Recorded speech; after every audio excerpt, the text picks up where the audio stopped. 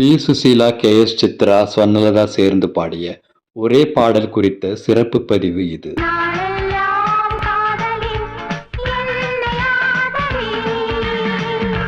பாடல் இடம்பெற்ற திரைப்படம் 5 கதாநாயகிகளோடு அர்ஜுன் நடித்த தாயம் 1. இந்த பாட்டில் சீதா, நிஷாந்தி, சரண்யா ஆகியோருக்கு குரல் கொடுத்து பாடியிருப்பவர் பி. சுசீலா.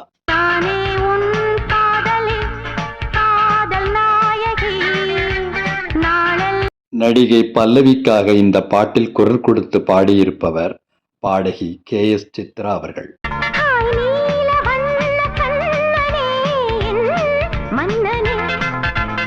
மறைந்த பாடகி ஸ்வர்ணலதா இந்த பாட்டில் குரல் கொடுத்திருப்பது நடிகை ரேகாவுக்காக.